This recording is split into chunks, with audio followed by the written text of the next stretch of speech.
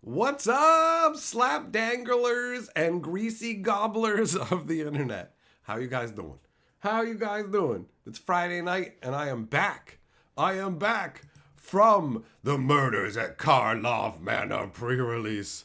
So, let me just share the link for the live stream in the Discord here, because it seems like this live stream started off a little bit weird on my end. So, I don't even know if YouTube's really sending out the notifications. I suspect they don't send out notifications to most people about the live streams. It's weird. Twitch will let everybody know when you're live streaming, but YouTube does not, right? So, a long time ago, I learned to just pop this stuff into Discord, and it has become a habit. All right, there we go. That's good. So, switch this over. Perfect. All right, there we go. Now we got everything set up, right? What's going on? Jess, Eng, Millmaster, Phantom, Yamagoro, Billy, Sandwich. Who else we got in here? Clayton, Shelton. Who else? Who else? Citadel, Reverence. How's it going? How is it going, guys? How is life treating you?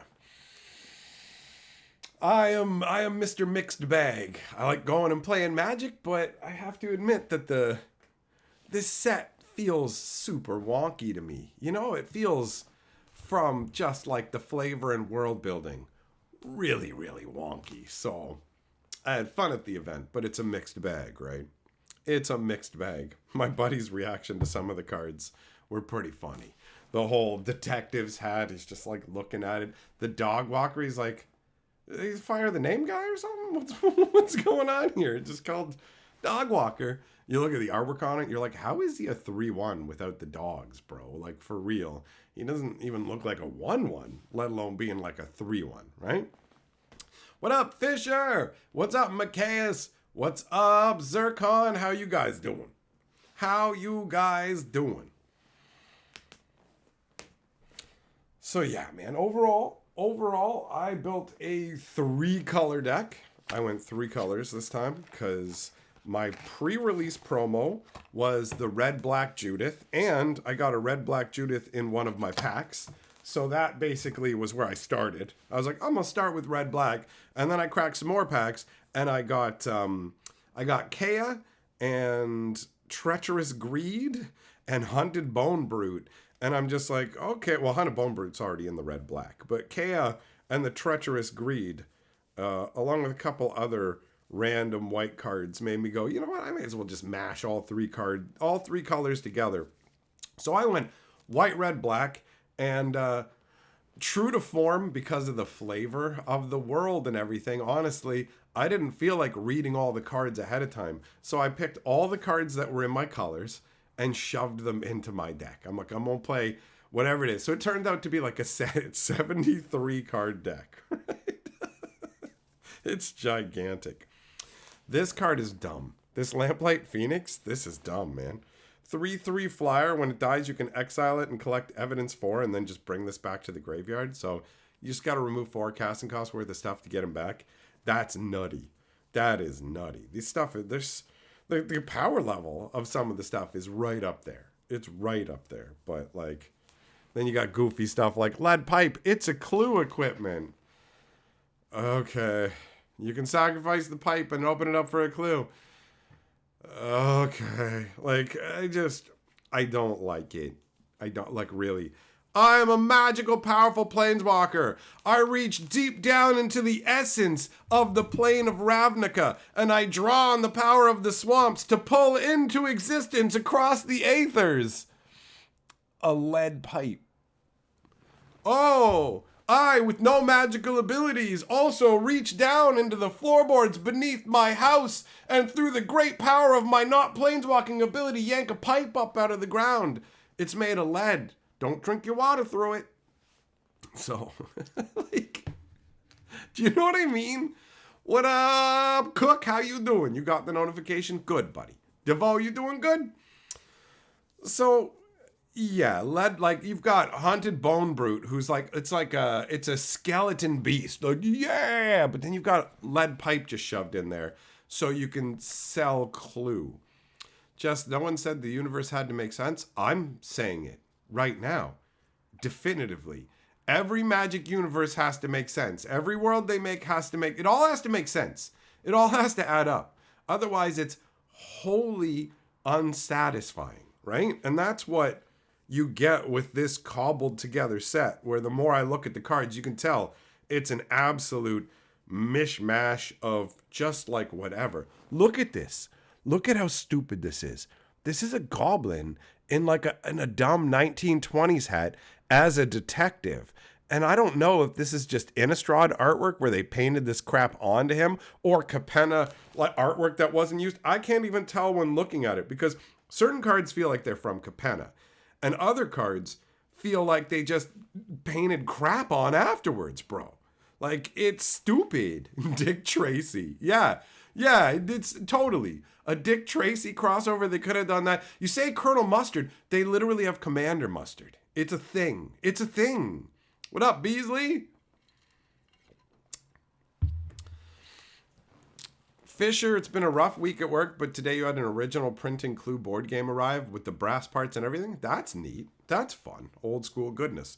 See, I'm not against Clue as its own separate game, but the way that they have tried to integrate it with Magic with this standard set, which people are surprised to find out. They're like, wait, this is like a regular standard set? What happened?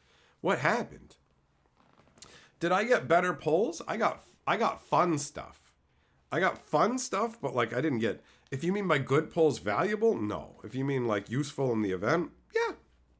Yeah, but I don't think anything I got is up there unless Kea is somehow. But I doubt she is. I haven't looked at the prices of stuff on this set, man. So yeah, like look at Dog Walker, bro. Look at Dog Walker. He looks like a goober, man. He looks like, have you watched the Teenage Mutant Ninja Turtles episode where they have the neutrinos? He looks like a neutrino, and they're telling me he's a 3-1. Because like when he flips up, that's the 1-1s. Those are those dogs. So it's not 3-1 because he's got two dogs. He's a 3-1 by himself. Does that look like a 3-1 to you? You're telling me that trained soldiers, you're telling me that like trained warriors are less strong than this Dog Walker who doesn't even really look strong enough to restrain these dogs. How does he have 3 power? Please explain that to me. Right? Now, what is that? What is that? Hey, certain Mike, let's start the stream right. You know what, buddy? I'm going to heart and like that super chat, big boy. Whoop, there we go. Wait, did it let me like it? Well, let me heart it. So that's the most important part. All right, you're lord of the board. Doing it up, son. You ain't no Dog Walker. So yeah, it's the flavor on this set is wonky. It's wonky. So in terms of the way that things went down, like gameplay wise, the deal is my buddy's wife was expecting him to show up at a certain point. So we were like, we're playing 1 round and bouncing out instead of like the normal 3 rounds or whatever for the event. We're just going to play the first round and leave. So I told, whenever that happens, I just tell my opponent, yo, just so you know, like we're playing for fun. You get the win because the way these events work, actually, I really like it. It's like everybody who shows up to the event, you get 2 booster packs. And then if you have a perfect record, you win all 3 of your matches, then you get an extra booster. So it removes a lot of the hyper-competitive elements, and you don't have to worry about people really trying to stack their decks and cheat and all that kind of crap, right? So you got that angle, but also it makes it really easy to not care, where it's just like, well, I'm not even going to be able to stay and play through the whole thing. So you can have like a 2-0 from this. That's what we're going to, I'm giving you the match, but let's play it and have fun, right? So I got to play against my buddy Josh, who is somebody that I've known for years. So I love when wait, what happened here? Okay, when I clicked like, it's like it's going back and forth on it. So like, yeah, I don't know. I don't remember exactly what I was going to say, but either way, Josh is a chill dude. So I'm just going to have a nice time. Whenever it comes to pairings at Magic events, you're like, who am I going to be paired against? Am I going to be paired against somebody I don't know, somebody I like, somebody I dislike, or somebody I'm neutral towards? And as long as it's not somebody I dislike, usually a good time. So when it's a known room full of people, like all the people I know who go to the game shop, there's nobody who I'm like, I wouldn't want to play against this person. And everybody else was just an unknown. So there was no chance of me getting hit with like, this is a person you don't like, you got to play against. But there was a chance of getting matched up against somebody. Some people are weirdos. I mean, I know I'm a weirdo, but they're weirdos. And I'm like, no, thank you. I'm not enjoying this.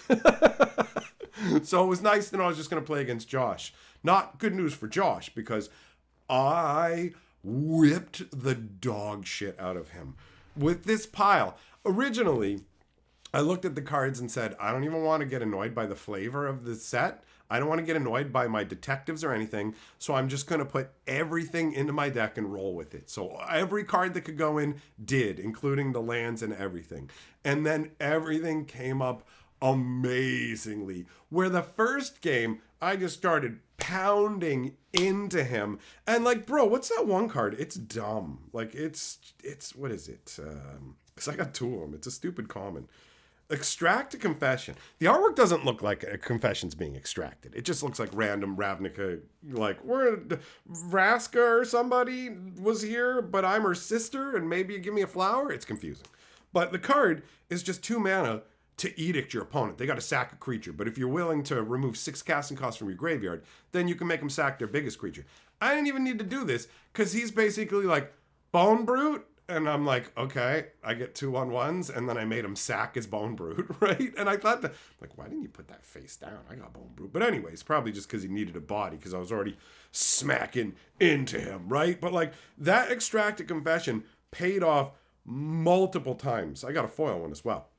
And I got to use it on him both games where he could barely get any creatures going at all, right? And the second game just felt so dirty. Buddy who owns the game shop actually walked by as I went with the turn where I'm like, okay, I'm going to flip over my dog walker, put 2/1/1s into play, and then I'm going to play this enchantment that says it deals damage equal to the number of creatures I have to your dude, so I'm going to smash your dude. And I didn't even know that his dude said when it died, it was like a 4/2 red-black guy, and it said, when you die, 2 damage to a target. So he's like, okay, I'm going to use this to kill your guy. And I'm like, actually, I'm just going to play this +2/+2 on my guy and make him bigger before I attack. And so then I swung with everybody and activated the enchantment as well that gives, like, it solved the case. Like, it was so dirty. It was so dirty. And it literally, the deck just barfed out whatever I needed. And it's hilarious because I just shuffle it up, slap them in front of him. And like the first game, neither of us cut each other's deck. I never cut people's decks because I'm not worried. I don't care. If you're going to cheat to win this, I can't even be bothered, right? And I'm not stacking my deck, so go ahead. Do what makes you happy. So the first game, he didn't cut it, and I beat him down. The second game, he did cut the deck, and I thought to myself, how funny would it be if I just, like, steamrolled him even harder now? And I did. And so then when it was over, I was like, you running a tight 40, bro? And he's like, what? I'm like, tight 40? You know, did you tune your deck down? He's like, yeah. And I was like, 73 cards, bro. I didn't even read them first. I shoved in all the cards of all my colors, and I beat the dog shit out of you. How does it feel? Does it feel bad? Because it should. And then this other guy was there, I hadn't seen in a long time, was like, why do you do that? Why do you shove everything in like that? I'm like, because I'm amazing, and I can make anything work. It's not true. Sometimes it works great. Sometimes it doesn't. It's obviously not the best way to do things. Putting it down to a tight 40 is going to give you the best odds if you can build the best tight 40, right? But I don't worry about that. I slap a giant pile and swing it along. Bo, did I get anything from my cube? Yes, brother, I did. I got, just off the top,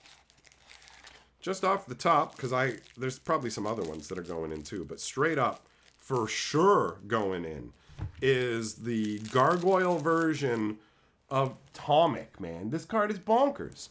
3 mana, 2/4, right? It's Flying Vigilant. It's got affinity for Planeswalkers, but that doesn't mean anything really, because the odds that you have in Planeswalkers, maybe you'll get to cast him for 2 instead of 3. That's it. You can only, because he's only got 1 colorless in his casting cost. So 1 Planeswalker, which is, I guess, a fun nod to the fact that, like, yo, I'm Ral's man, so I've got an affinity for him. That's fun, but cube-wise doesn't mean anything. Flying and Vigilance 2/4. whenever an opponent attacks with creatures, if 2 or more of those creatures are attacking you and or planeswalkers you control, that opponent loses 3 life and you draw a card. That's punishing. That's punishing. Right? That is absolutely going in the cube. And then I think there might have been a couple of cards in the other stuff as well. Gianna, what? The store you go to forgot to order pre-release kits? Ouch. Ouch. Executioner, you got a bunch of stuff coming? Nice. Can't wait for the Chutes and Ladders secret layers. The thing is, I can't even discount that as like, it's Clue now. It's straight up like a stupid board game they shoved into Magic. Anything can happen. Fisher, sadly, you're going to be buying... Look, man, if you want the stuff, then don't be sad about it. Like, who cares? Enjoy it. Live life. You know, life is short. And if the stuff brings you joy, don't let the fact that other people have a problem with it stop you, right? Like, who cares? Enjoy yourself. Enjoy your Magic. I know that I talk a lot of smack about Wizards and what they're doing, but you'll also notice that I never tell you... that I never ever tell you just straight up, don't buy Magic. We're going to show them or whatever, right? Everybody makes their own decisions when it comes to that stuff. I don't know how much money you make. I don't know how much stress this relieves from your life. I'm not going to look at all your financials and balance that. That's not up to me. My deal is I'm going to tell you everything that's going on, and then you can just decide with the information, right? Because there's lots of people willing to tell you all the good, not so many willing to take some time to tell you the bad, right? What are you going to do? What are you going to do? What you gonna do? Tajada, your wife doesn't think that I'll ever say your name. I can say that phrase. Yes, I'm capable of saying the phrase that you've asked me if I'm capable of saying. I know how to do that. All right. What was it? Was there something in the side cards that wasn't in my deck that I thought would go into my cube aside from Atomic? Atomic was the one that was off the top of my head for sure. And I showed this card to my buddy and I was like, look at the name. Look at the name. That's me when it comes to Magic. I'm a jaded analyst. And he even looks like me. Like in terms of the unimpressed face. Not we actually look like each other, right?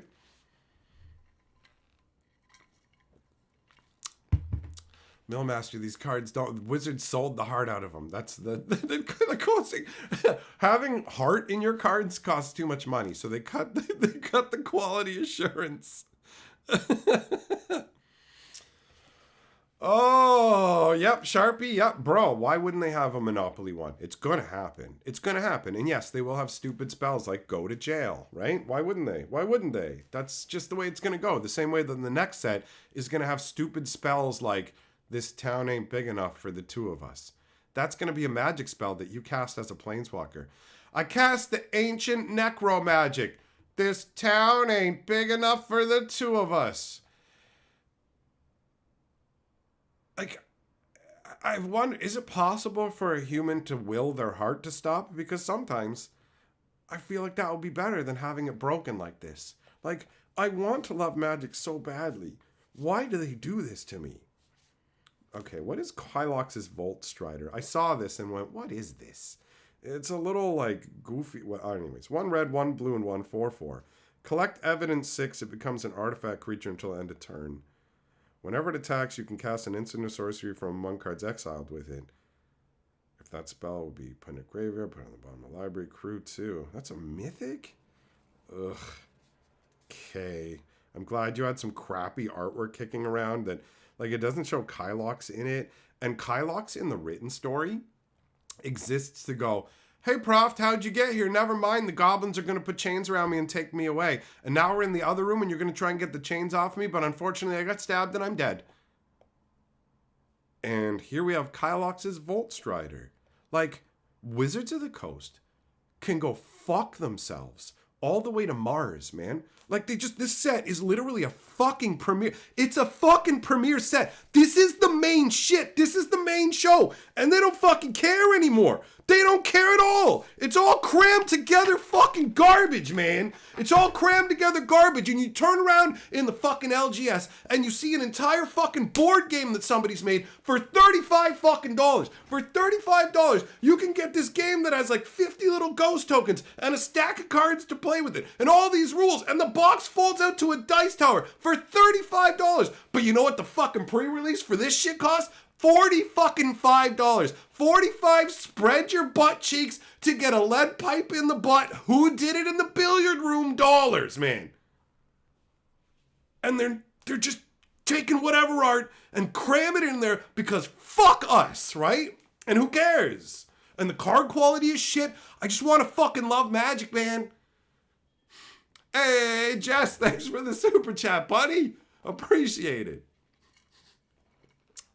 Nathan, what's up? The pre-release went well, but I'm fucking triggered by this clue shit. I can't help it, man. I can't help it. Next, it's butt-touching Thunder Junction with the reunion of Oko, the father who gives a fucking Kellen, the son who gives a shit because who fucking cares, Kellen? Who cares? You wanted a huge quest to find out who your dad was, and then when you finished the quest, you said, I don't care who my dad is, and then you went home and listened to your mom talk about how much you like to get fucked by Oko. God! Oh! Pew, pew, pew, pew, pew, pew! Saddle up, partner! I'm Emrakul. Get on your doodle bugs and watch out for fucking goddamn dust balls and stuff rolling on through the saloon, partner! Have some sarsaparilla, but don't put an ace up your sleeve! I can't take it. I can't fucking take it, man. We know they have to have a Scooby-Doo secret lair coming out. I wouldn't be surprised. They clearly put in super cards like the dogged dog. They have the stupid meddling kids cards and oh god. I want off this ride, man. Make it stop. Can't Magic go back to being about magic? Fucking vacuum cleaner. A cock-sucking fucking vacuum cleaner. A vacuum cleaner from Kaladesh. They shoved a vacuum cleaner from Kaladesh into the set, man. Because fuck you and everything you love. I wish that I had one of these so that I could attach it to my asshole and it would suck all my fucking organs out. And then I wouldn't have to live in this fucking world where magic is just becoming dumber and dumber. This is a piece of equipment. Put this hat on. That helps you think. It gives you +1, +2. It costs less magic. It costs less magical energy to put this hat on a detective. Isn't that cool? Isn't that cool? It costs, you have to draw less mana from the magical ley lines of the plane of existence to put your fucking Sherlock Holmes hat on a goddamn dragon.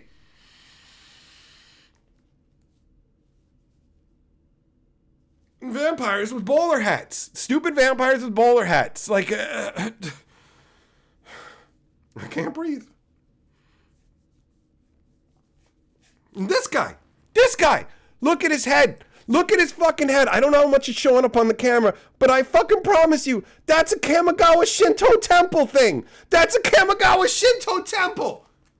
Nope. Fuck you. It's Ravnica Markov Manor. Maybe he's a detective. I don't know. Maybe he's looking for clues. What happened? Scene of a crime. Scene of a crime. The fucking Manamo Library. The sources of great information. Takanuma Swamp. Scene of a crime. Somebody stole the bagel here. I can pay 2 mana to sacrifice this entire land like a clue.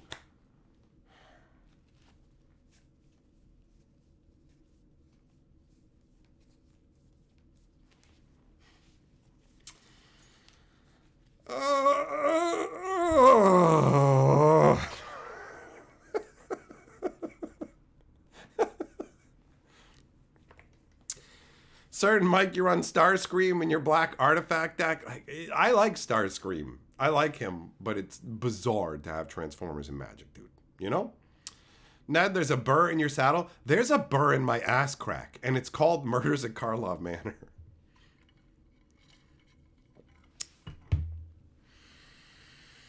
Oh. Like, What's wrong with just wanting to play Magic in fantasy world and just magics and dragons and stuff? And now it's just everything. It doesn't even matter. Just do a fucking kitchen set and just make a spatula and a fork and a fucking blender. Who cares? You got fucking vacuums. It's just a hodgepodge set. Everything about it screams they didn't give a fuck. Like, it wasn't like they made an awesome set and then just wove Clue into it. They started with Clue or something and worked backwards from there. It's just the worst, man. It's the worst. No effort is put into making this feel like Ravnica. Even the Ravnican cards, they didn't even bother to put fucking guild marks on the guild members or anything. And then you've got stupid crap like 10th District Dickhead, who's got a giant coat painted on and a tiny little hat with Boros colors on it. And you're like, this is so dumb, and you're not even going to support it afterwards. Like, you spent more time making up 14 days of stupid puzzles. Oh, guys, great news. 14 days of puzzles. Do you know what you get as a reward? An arena sleeve. Wow. So what? Wow. Okay, great. But hold on, there's more. In 14 days, once all the puzzles are solved, we're also going to release the follow-up story chunk for Markov Manor murder story. Oh yeah, what's that going to be? It's going to be how we connect Markov Manor to Thunder Junction, I'm sure. And I'm sure it's going to be just amazing and blow us away. And I can't wait to get to Tumbleweed Buttfuck Dumb Shit Junction. Tie your horse up at the fucking saloon, dickhead. I'm so bitter. I'm so bitter about, like, the direction of magic. I was sort of saying to Carly, she's like, well, isn't there something you're looking forward to? And I'm like, yeah, like Bloomborough at the end of the year when we're going to get mice fighting with swords and stuff. Instead of that, like, mice will be like the people of the world and there's going to be tons of different animals and it'll actually feel like a proper fantasy world instead of, like, butt-slapping cowboy Brokeback Mountain nonsense straight up into Death Race. I feel like I'm losing my mind because, like, Thunderbutt Junction is going to be worse than the Clue set probably, which is nutty. But even if it's not, the Death Race set is going to be worse. It's going to be worse because the whole thing's going to be built around having a monster truck race that goes through 3 fucking planes of Magic the Gathering. Monster truck racing! It's so dumb! Monster trucks! Holy fuck, are they desperate? Holy fucking shit! Monster trucks! Oh god! I wonder if they'll give one of the monster trucks a subtype Yeti. Ooh, it's the Bigfoot one. You can play it with Karplu's and Yeti from Ice Age. Oh my god! What a fucking travesty! Makaya says food fights at Cabaret Kitchen. Get out of here with that shit. I don't even want to heart that comment. Rocco the street chef. Oh my god. Oh my god. The haunted house set looks all right. Yeah, that's true actually. You know what? Duskmorn, I completely forgot about. And Gamma, you're correct. That absolutely can have the proper flavor for a Magic the Gathering set. Fisher of New Vraska doesn't count for shit to me. Who cares? What's she gonna do? What's she gonna do? What did Kaya do? Like, guys, I just want to ask you a question. If you were a planeswalker, right? If you were a planeswalker and you could just leave like whenever you want. Kaya was on Ravnica. Like, the events of the story take like weeks. They take weeks, right? And, like, Kaya's a planeswalker. And I don't know if you guys know this, but there's, like, tons of telepaths throughout the multiverse. Hell, it's probably a bunch just kicking around in Ravnica. So, like, you just go and get yourself a telepath, right? And then just start wandering around with the telepath and you sort it out real quick. Yo, it's Tristani. It's actually Tristani. She's upset about the N95 masks that are being hoarded by Krenko. That's... If you guys didn't know, sorry, spoiler alert. The end of the story is Tristani Tristani is the murderer. One part of Tristani is the murderer because Krenko hoarded N95 masks. You might think I'm joking. You might think that I'm joking. And I mean, technically they didn't say N95 masks or whatever, but yeah, that's what it was. It was really dumb. That was just such a stupid, ragey thing. Hoarding supplies, blah, blah. So, God. Oh, Gravedigger, monster truck graveyard shenanigans. Make it stop. I can't wait to see Kellen drive Bigfoot. Oh, guys, I'm aging. I am like aging rapidly at this juncture. Oh. I can't even, man. I fucking can't even. Like, what? That's all I could do is make these noises. I remember when Kaladesh was happening. And all it was cars and helicopters. It wasn't fucking space marines and fucking Carl and all of it. Magic's just like completely forgotten what it was. It's insane. It's insane. Afterlife, I'm gonna let you in on a little secret, bro. I am an over-the-top hyperbolic person. If this game was actually detrimentally stressful, yeah, I'd already stop. So don't worry. Don't worry. We're all here having a good time. I am a vessel for catharsis, you see. So don't worry. At the end of the day, it's just a kid's card game that I really enjoy playing and have for 30 years. And it tears my heart out to see the game fucking falling apart and being a piece of fucking garbage as these corporate cash grabbing whores destroy something I see as something of beauty that's meant something to me for a long time and has connected me to a lot of people. And I've seen it connect people to people. It's just, I don't like seeing these greedy vampires squatting over my friends, feeding on them, right? And I can't lie and say that it doesn't stress me out a bit. But like, I learned a long time ago how to deal with that. I had my cognitive breakdown over that, where it's like, look, man, you can have two things going on at the same time. You can love Magic, totally play it, have an awesome time with it, and think the people running the game are dickheads and doing a terrible job of it, and you can just bitch about it because it feels good, you know? Macias, food equipment in the cafeteria kitchen. Stop it, man. Stop it. This is why. Are you in league with... Yo, Afterlife, go get Macias. He's trying to stress me out, bro. Hey, Sippy, thanks for the fatty pear thumbs up super sticker. Appreciate it. So yeah, old man yelling at clouds, you know? These are my feelings, but they're not anything I can't handle.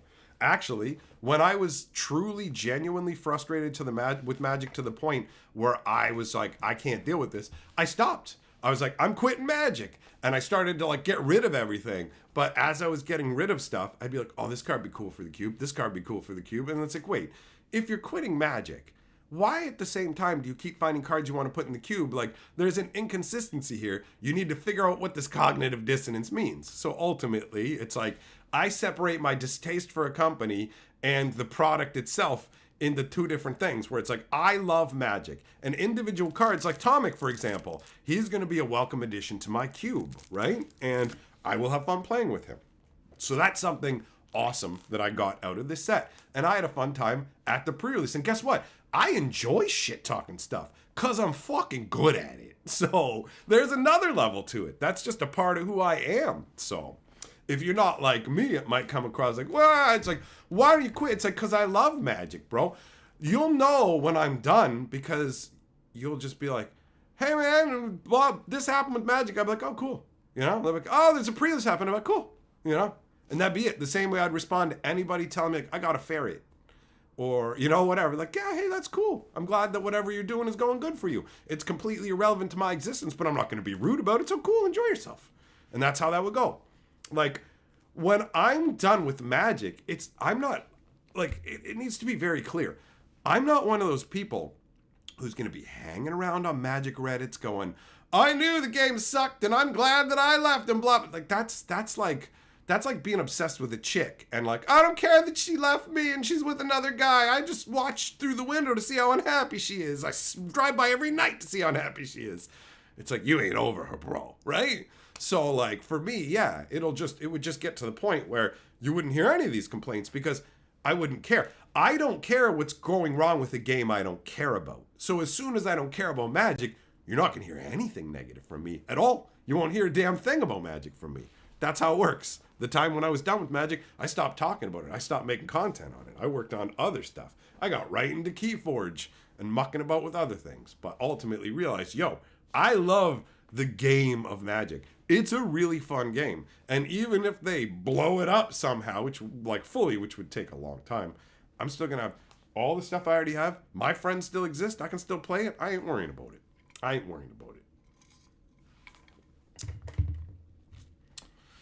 That's right, Executioner. I don't like the bad stuff, but I do like getting to elbow drop it. So I don't want it to exist, but if it's there, then it's like, prime it up, baby. I'm going in. Yeah, Citadel, I remember Keyforge. I enjoyed it.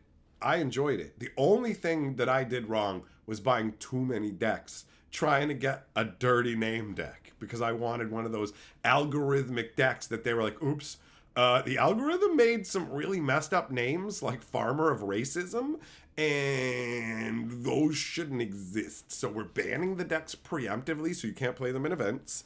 And yeah.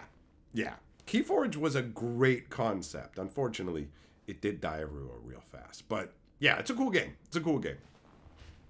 That was a weird time, man. Making videos on Keyforge was bizarre because I was one of the biggest sources for news on Keyforge. And you move from a big game like Magic where there's tons of information that's built up over years you can draw on, and all of a sudden I'm going down rabbit holes looking for Keyforge information, and all I can find is myself. I'm like, what? I click through all these links and I'm on some website I've never heard of that's hosting my that's me. That's my video.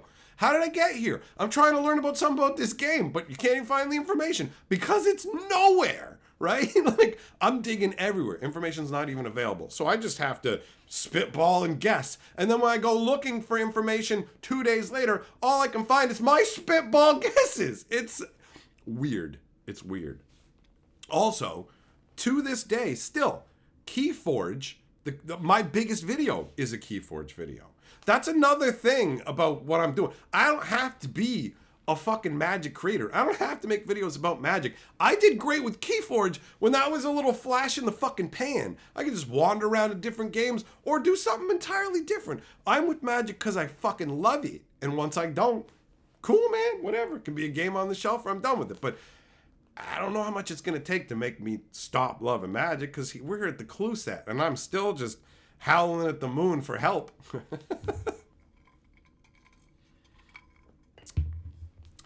Fisher, feeling priced out of buying sealed products, that's completely understandable. A booster box here is $210 before taxes now. I just looked at the price and I'm like looking at the board games, like how much you can get for that. Like Wizards is out of their minds. Their prices are completely out of touch with reality. You look at like board games and the amount of cards and pieces and stuff that are printed and you go, what even is this? You're trying to get us to chase big, expensive cards that you're creating, but at the same time, you're also instantly undercutting the market. So you want us to still live in this world of Magic's this big financial instrument, but you've completely carved the secondary market out for yourselves now. And it's just this like, don't pay any attention to the man behind the curtain style thing, where before it was like, hey, we all play this game. This is organic growth, organic interest, and the secondary market works in roughly a normal way. And now it's insanity.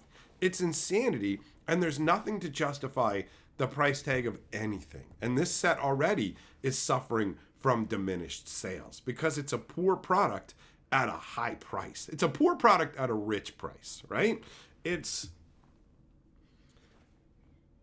It's terrible what's going on with Wizards of the Coast right now. What's going down with Magic it's insane.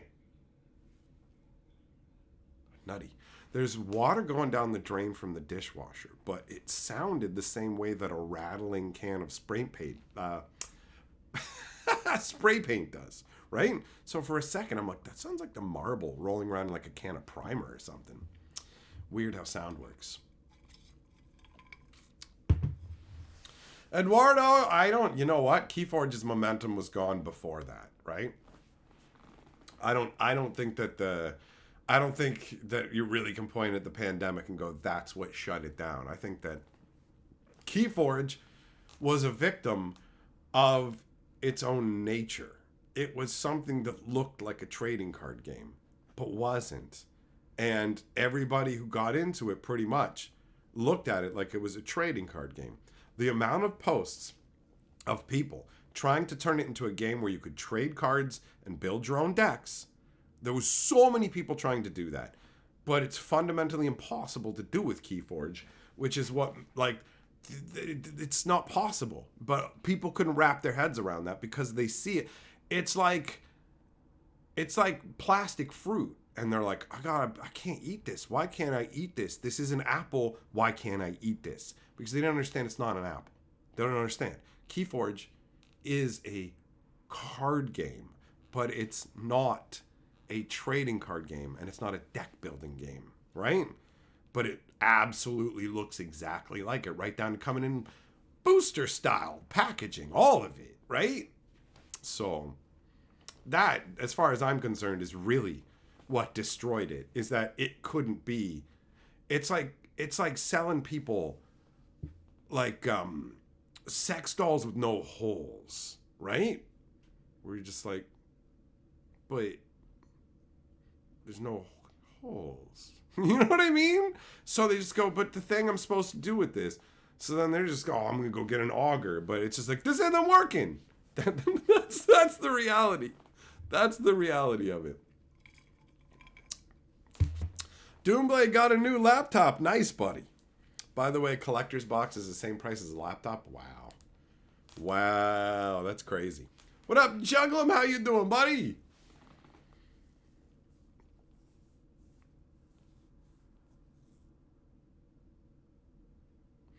So yeah, man,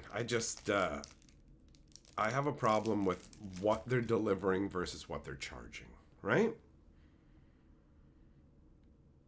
But I definitely do like the vibe of pre-releases. I like going and hanging out, but there were fewer people there. There were fewer people at the pre-release. And with the prices going up the way that they are, I'm not surprised. Like, $45 is a big ask for a pre-release event when it wasn't very long ago that it was $25. We've been seeing the cranking and like the whole play booster. Wizards going, well, play boosters cost more is absurdity. Because the pre-release kits had draft boosters in them before, which actually included more cards. But Wizards is going, well, because we rarity shifted and you can get more rare in that, now there's more of an expected EV out of the pack. So because of the expected value and dollar to rare ratios, these have to cost more. And it's abject bullshit. They switched from 15 card boosters to 14 card boosters, and the price went up by like fucking 35%. How is this in any way, like, how do you go forwards with this? How is this fucking sustainable? How is this feasible? It's all just, Hasbro is fucking Magic to death for the dollars. That's what's going on. That's what's going on. And it's wild to me to just have people come to me and be like, you got to stop talking about the negative stuff and just say positive, good stuff about the game. And it's like, how? When I see all this shit happen, what am I supposed to fucking do? I don't know how. I don't know how to stop fucking caring that they're killing my favorite game. I don't know how to stop seeing it. I don't know how to be, oh, everything's fine, when it's fucking screamingly not, man. The set makes no sense. It's overcosted in terms of price and under-efforted in terms of actual production. It feels like more effort was put into trying to figure out how to skis art and just shove it into the set than anything. And that's just to save some bucks. And they just go, oh, we'll make it a detective thing because of the Capenna and the Clue. And it's just like, what is this? Like, this is some corporate mandate where you have to start stapling garbage Hasbro products onto full-on premiere release sets. Like, standard is a nightmare. This set, my buddy who fucking still spends, like, he bought a booster box and a collector box. And he said, this just feels like a commander set. Like, I don't know what's going on. What's the deal with all the, like, it's all just garbage planeswalkers now? And this just feels like a commander set. Like, he's still just chugging along buying all that stuff. But, like, people like him, no, like, they notice the stuff, it adds up, it compounds. He used to buy more boxes. I remember him buying, like, 3 regular booster boxes, multiple collector boxes, right? Like, yeah, he's still buying a box and a collector box, but that's like more than a 50% reduction. And he is hardcore OG, right? Like, there's a dwindleage going on. There are people out there who just go, Wizards is making more money, which means they're just doing it right. And it's like, the simplest way to put it is like, you can have like, if I'm a father of a family and I go out and I make $50,000 a year, right? Okay, cool. I make $50,000 a year, but I sell one of my kids. I can sell it for $200,000. What a banger year. My family is doing amazingly. Next year, I sell my other kid. Whoa, another banger year. This family is going to the moon. Nothing can go wrong. And then you turn around and go, oh, we have no kids. Who's going to continue on the lineage now, right? Well, maybe we can hope to make another kid and raise it up. Let's hope that works out. Like, you are selling off part of your family and insisting that your family is healthier. That's how it is to me when people are like, as long as Wizards' bottom line is more dollars, that means they're doing the right thing. It's like, that's not how you do what's right for the game. That's how you get lower card quality. They're doing better than ever. Look, they sold you these cards. Like, I heard people just smack talking the awful way that the collector cards look, all the weird new crazy versions they're doing. And then I'm like, oh yeah, and how do you like those dossier cards that make every card look like a white card? And like, I hate them, 100%. It's so stupid. It's so stupid.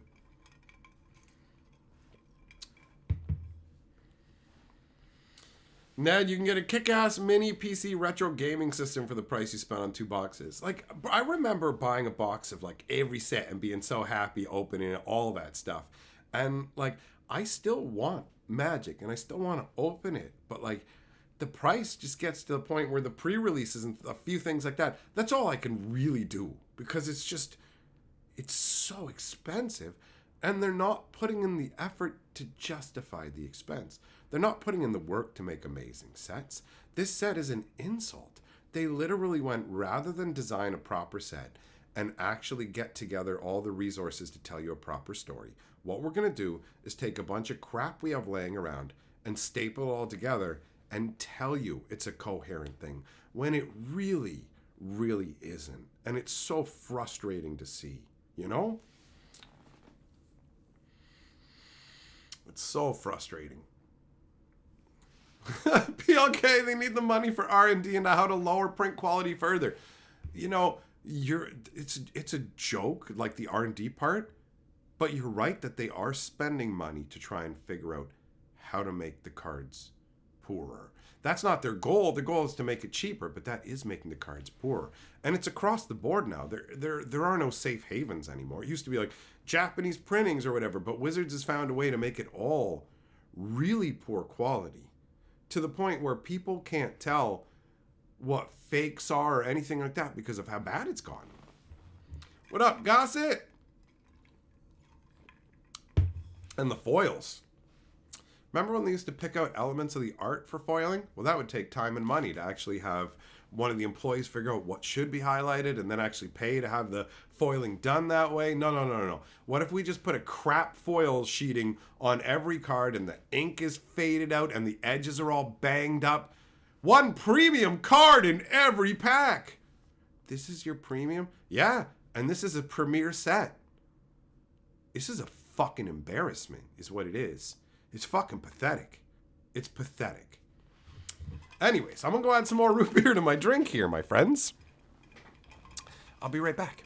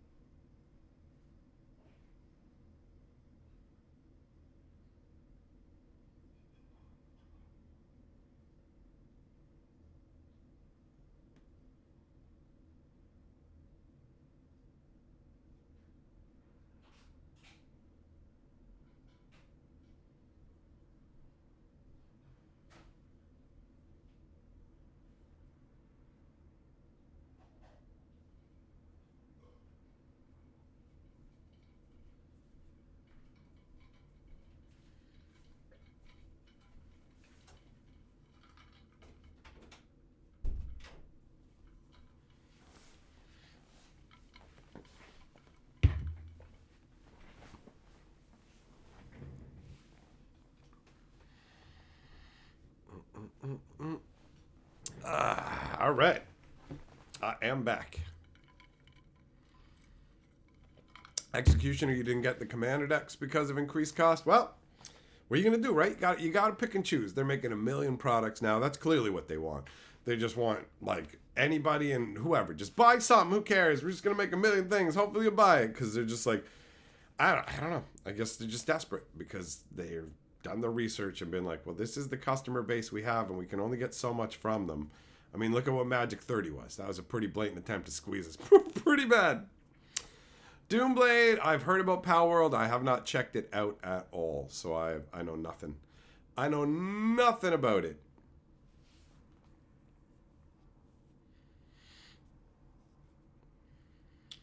I don't know. I miss out on a lot of the hot games that everybody's playing, like the I suspect you, Among Us, or whatever it was.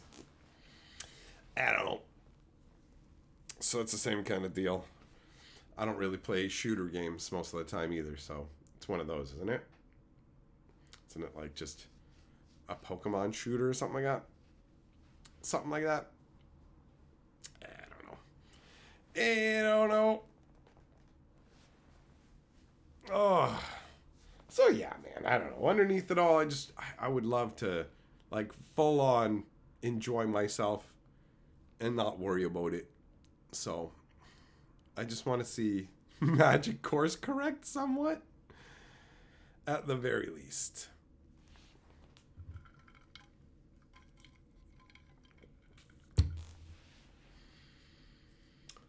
So yeah, I don't know, man. Playing other card games as well. You know, maybe just mucking about with some other games that seem like they're putting in more effort.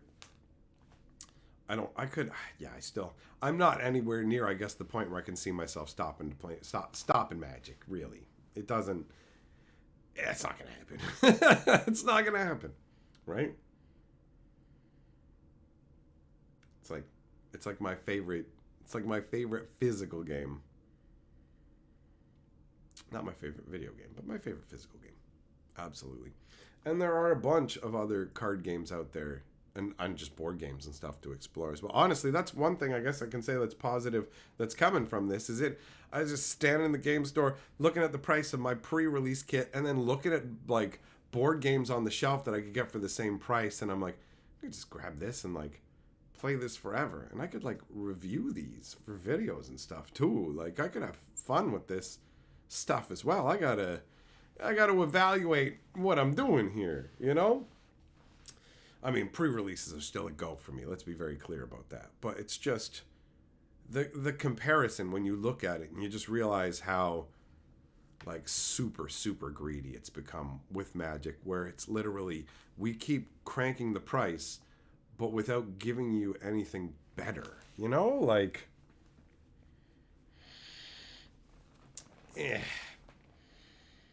sometimes, honestly, I feel like a broken record because the issues that we see are the same, but I'm not going to not talk about them, right?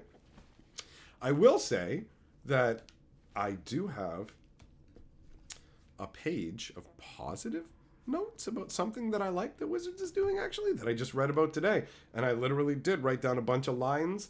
And yeah, so it's not all bad news. It's not all bad, but I would like more good news.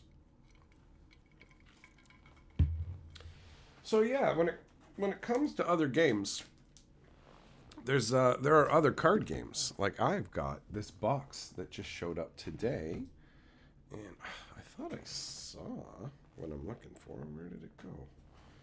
Where did it go? Ain't that always the way? It was obvious a second ago.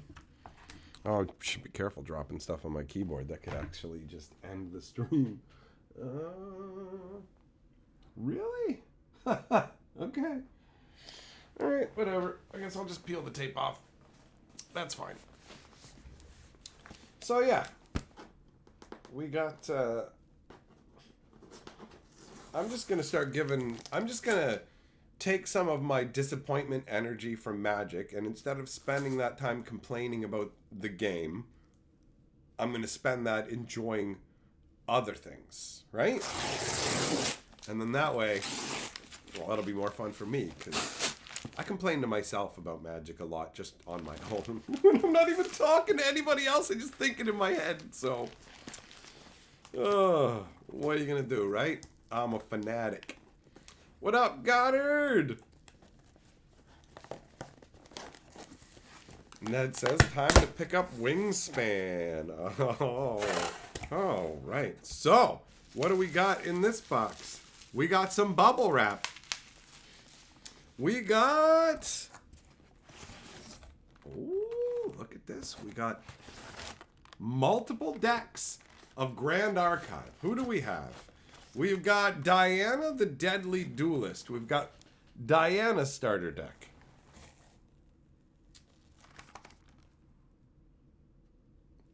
A spirited sharpshooter with a fiery streak of justice.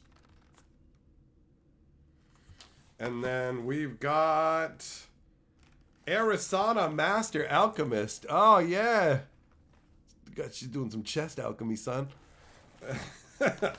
And Tenoris, Might of Humanity. All right. Well, I mean, based on the racks, I'm going to say Arisana so far, right? Let's... When you're done trying to turn lead into gold, you can turn my dawn from soft to hard. All right. All right. So we got some Grand Archive decks and... Whoop! Whoop! Booster boxes! So yeah, I'm gonna be playing some of this with my friends. Actually, I was at the pre-release today. At the pre-release today, my buddy was like, "Yo, man, I know you've been busy. Are you free soon?" And I said, "I absolutely am. We're gonna play some Grand Archive." And he had no idea what that was. He's like, "I don't know what that is." It's like, "Don't worry, I got everything we need. I got the decks. I got boxes. We're gonna roll this up real good." I got sent this by a Grand Archive enthusiast. So it wasn't sent to me by the company. This isn't any kind of sponsored anything. It's basically like I get an email saying, "Hey, I like your channel and I like this game, and because I like this game, I just want to spread the word of it. So can I just send you some stuff for you to like enjoy or whatever and see what you think?" And I said, "Yup, that sounds good to me. I'm cool with that vibe. So let's go with it." And that's how we end up in this position.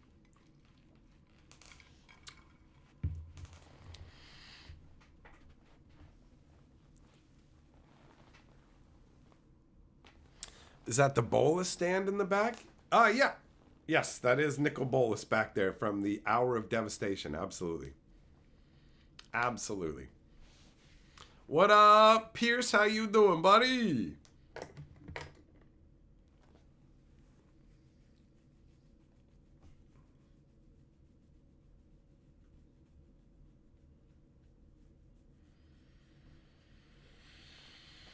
So yeah, man, I don't know. I don't know. Just gonna spread the love around. Play some other games like in the old days, you know.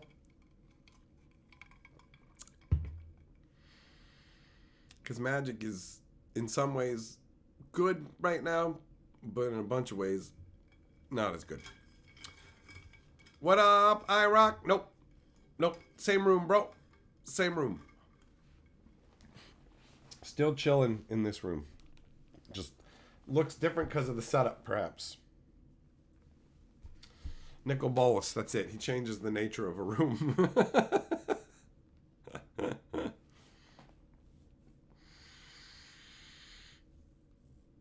What up, hometown? How you doing? Excited to see my hot new take on this game called MetaZoo. Bitch, you think I ain't fucking ready for you, son? You think I ain't ready? You think I wasn't waiting for you to show the fuck up like I'm psychic, son? You want to talk about Meta fucking Zoo? Hello Kitty, bitch! I'm here for some fucking MetaZoo, but you're thinking to yourself, oh, you just some new Johnny come lately? Well, I'm gonna fucking cram the dick of truth down your throat with check it out, bitch. I got fucking Wilderness. That ain't enough proof for you? Check it out. I got unopened first edition magazines, son, right? I got all of it, right? You think fucking MetaZoo, bitch? You think I ain't got all of fucking MetaZoo, son? You think I ain't MetaZoo, man? I got everything on Earth, bitch. I got it all, motherfucker. Christmas ornaments, I got it. Magic 30, you fucking bam. I'm Captain MetaZoo, bitch. Captain fucking MetaZoo, son.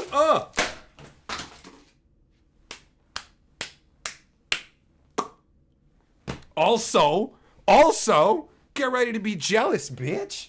You got yourself one of these? Huh? Were you one of the fucking official Metazorps like me, dude? You got one of these, bro? Huh? This page was fucking awarded to a MetaZoo influencer. This thick dick right here. Big dick MetaZoo energy. I'm the fucking MetaZoo king. Always have been, always will be. There is a lot of shit on my floor. This was not worth it. God damn it, man.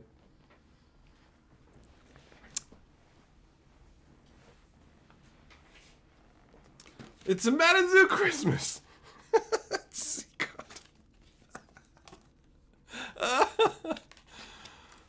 Oh.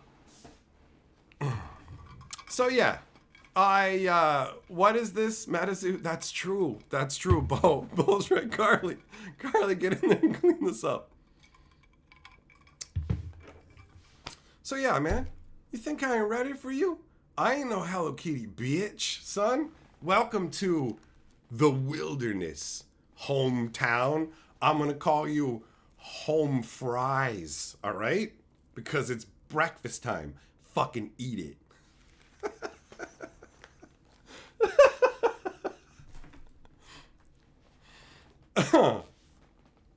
Billy, how did I do at the event? Tolerable. See what I did there? I just used your name, Billy. Was that tolerable for you? That's what I would do. I would say, I'm Billy Taller, and I'm able. Do you find me tolerable? Stop groaning, you fucks! I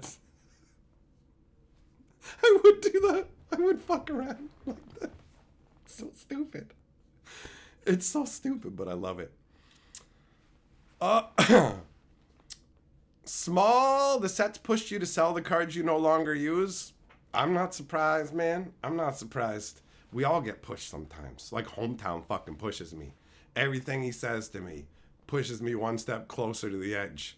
And I'm about to break some eggs for breakfast and call them Home Fries. I'm going to call them Home Fries GCT. You see what I did? I changed it all up. I know you're wondering what GCT stands for. Gross cock toucher. What up, cool guy? What's the good word? MetaZoo. No, Home Fries. Meta Home. Meta Fries. Yeah, whatever.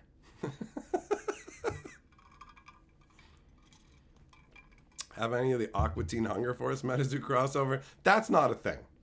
That's not a thing.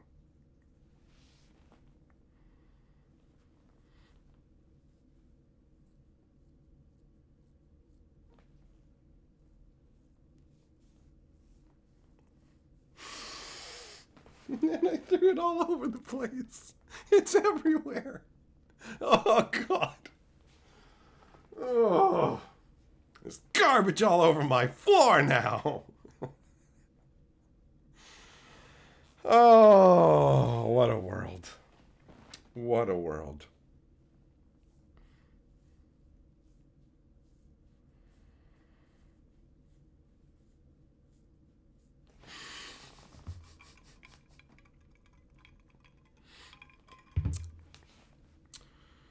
Oh. So yeah, I obviously know everything about MetaZoo, and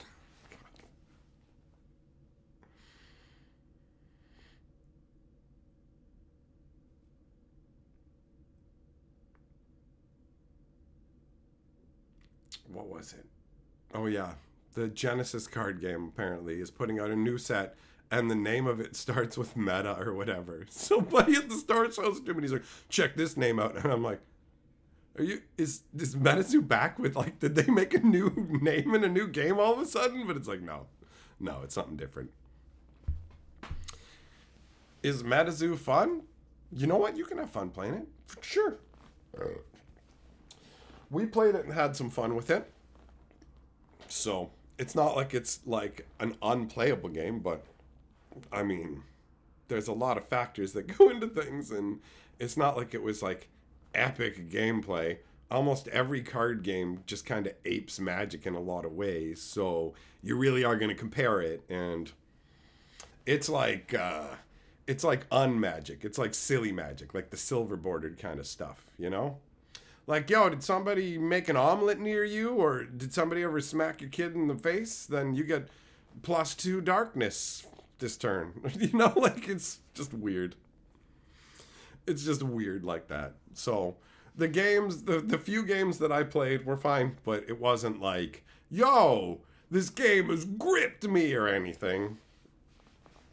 Otherwise, all that stuff you saw me throwing that was sealed would have been opened, because I'd be like, yo, let's see what kind of like cool cards you got going on. But the game ultimately, it was like trying to be something bigger than it was. So the game wasn't its number one priority, even though that's where it started.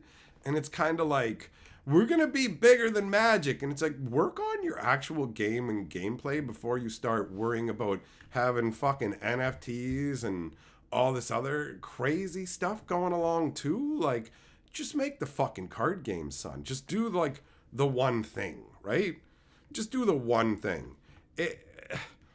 It's like if I'm like, yo, I'm going to make YouTube videos, but also I'm going to open up movie theaters and restaurants. And it's like, what? Just make the videos, buddy. What is all this extra crap that's going to pull your focus and also cost you a bunch of money without adding anything in, right? So, like, here's how it goes. Here's what I'll say about MetaZoo. Every time I showed MetaZoo on screen, I made sure to tell people, yo, I was sent this and I am in no way endorsing this game. There aren't other, like, with this, I didn't say I'm not in, like, I will go, yeah, somebody sent me this. But with MetaZoo, I go out of my way to be like, I don't know, like, don't buy this because you see me with it. You know, like, don't do that. Don't do that. Error, did I ever get the Whore of Babylon from Redemption? I did, but not from a booster. For those of you who weren't here, we used to have this old TCG sack that we'd pull packs out of, and they were all like dead TCGs. And Reverence is one of them, right? And like, it's like an old school religious TCG. And we were chasing the Whore of Babylon, which is a card in that set. And we never got it from a booster, but Habanero did find one and send it to me. So while I never got to crack a fresh whore, I did get a whore delivered to me by one of my most loyal fans.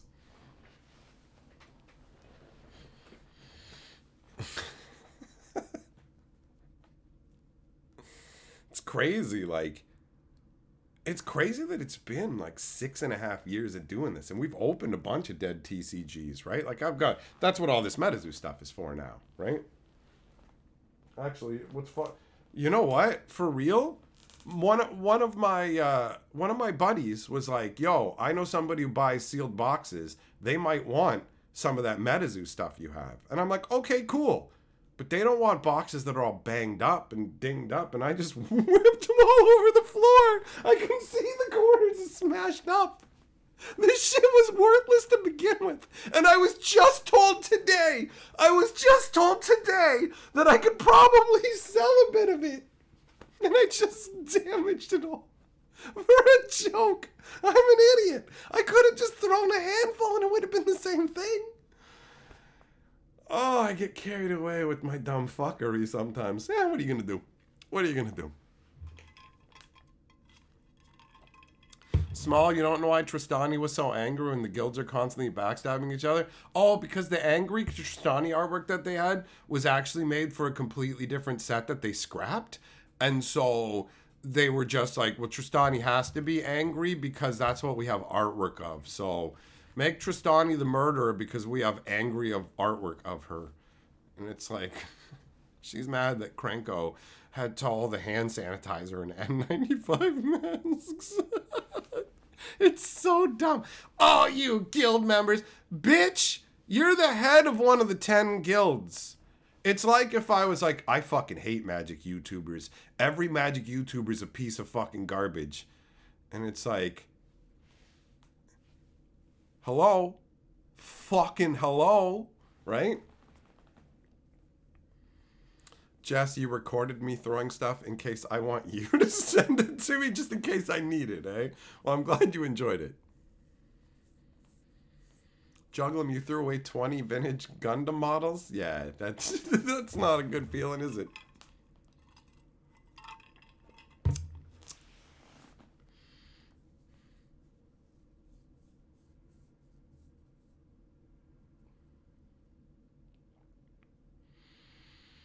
Man. So yeah, MetaZoo is... like, bro, I have all this crap that I could play with, and I have zero interest in getting my friends really into it because it's low effort. It's low effort, and I mean, there's cards that give you a bonus if somebody's farting in the room with you, right? So that was definitely one of the things I first brought up and went, I don't like that.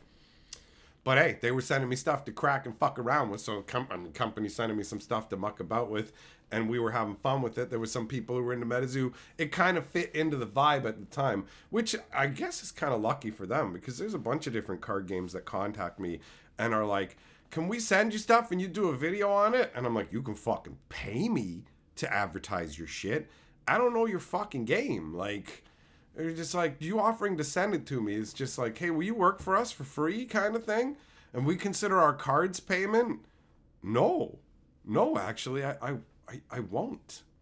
You're coming to me because you know that people in the card game world come and talk to me. So if you think that's a value, then fucking value it. I don't value just your game, and I don't care how ignorant that sounds, but guess what? I can't fucking pay my bills with your fucking cards, right? Your card game, like... How many card games are liquid card games, right? What, 4? 5 maybe? And some of them are liquid for brief periods of time. Like One Piece, for example, is liquid for the time being, right? You can sell your One Piece stuff, right? Magic, always you can sell your Magic. Pokemon, Yu-Gi-Oh, I assume as well, right? But outside of that realm, so it's like, you may as well just be offering to send me a couple of reams of printer paper in terms of the value, except you can't even write on it. So unless your game's epic, it's like, I've got a bunch of games to play. And I've got companies that are willing to pay me to try out their games and talk about them. So if you're not on that list, I wish you well with your game and all. There's no hard feelings at all. It's got to be difficult to try and get attention on your stuff. But I value my time, and I'm a good entertainer. People like end up buying things that I end up advertising because... that's how it works. So it's of value, and I'm not going to just give it away for free. Fuck that. Like, I'm not going to work for you for free. I got to take time out of what I already wanted to do to now do something that you want me to do. That doesn't seem fair, right?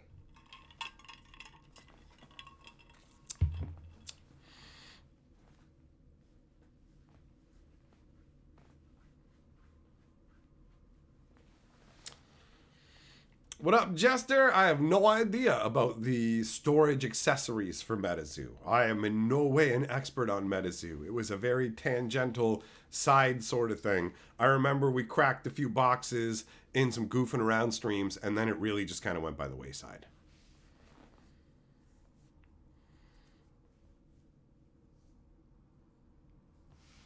Fisher, yeah, go for it.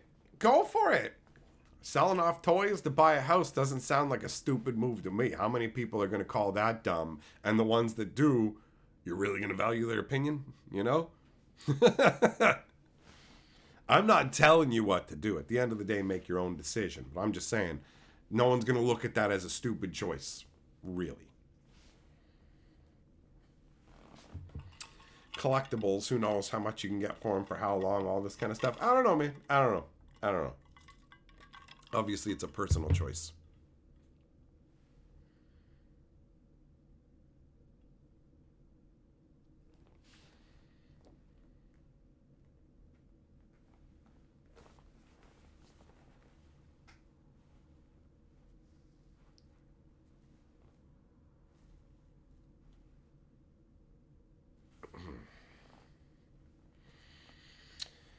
Oh.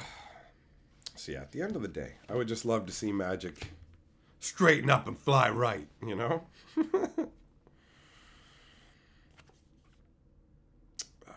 But whatever, corporate structures, all that, it's one of those things, right? What can you do? What can you do? I know people at Wizards know who I am. Not all of them or whatever, but I know some of them do.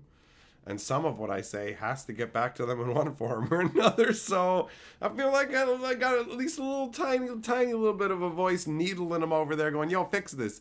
Bro, when they started writing articles on fixing the card quality and stuff, I totally felt like I was responsible for that, because I remember starting the MTG Trash hashtag, and that started to trend as more people started to use it, and they all started posting their different like garbage pulls, and I mean like damaged cards and stuff like that, not bad cards, but cards that were poor quality, as MTG Trash. And bigger YouTubers than me said, yeah, use this. And then all of a sudden Wizards like, hey, we're improving card quality and here's some articles on it. And then they did that for like 3 articles, and then they turned it into promoting signature spell books, and then went right back to making the card quality even worse. So I'm just like, I feel like they just did that in response to the Twitter crap. They're like, we'll pretend like we care about card quality until everything blows down, and then we'll just go back. So they made like a token gesture of making some articles, didn't improve card quality, and at first I got excited, like, we got through to them, and then it was like, oh, okay, all right. That was like one of the times that I felt like the most that Wizards was like aware of what I was doing. Obviously, when they sent me the secret lair and then got unhappy with the way I continued afterwards and took me off the list of people who get secret lairs because I'm not a good boy, because I don't do what I'm told. Wizards is real tight-reined now, right? You want to be an MTG ambassador, you got to sign a non-disclosure agreement with a company so that they'll give you some booster packs in advance. Like a full-on, I got to sign an NDA and I got a handler. Like, I mean, I have a liaison with Wizards of the Coast who's definitely there to answer all my questions and give me unprecedented access. Their job definitely isn't to hold the rein on me as a dog that has to do what they're told. Can't talk about any of the inner workings because I signed a contract saying I wouldn't. Wizards has been trying to muzzle people talking about them forever. They use every method they can. With the Arena League, when they had the pros, they were like, oh, yeah, we're going to do fines for any time you say anything disparaging, the same way the sports leagues do. With the ambassadors, you have the whole, well, NDA handler will kick you out kind of thing. And that's just another step up on the chain that they always do with spoilers or anything else. We're like, we're going to give you this thing, but unless you act exactly the way we want to, or are so gigantic that we have to let you act the way you want to, we are totally going to take it away. And I know, because they're little bitches. They were little bitches over how I acted after the fucking secret lair they sent me. But what did you think was gonna happen? Like, do you? You know what? Actually, what am I saying? Of course I know what they thought was gonna happen. They thought that like I was just gonna be like, whoa, I can get secret layers now, so I'll just like I won't be too mean to them because I want to make sure they keep flowing. Like, no, I want the game to be fixed. Sending me a fucking secret layer doesn't fix Magic.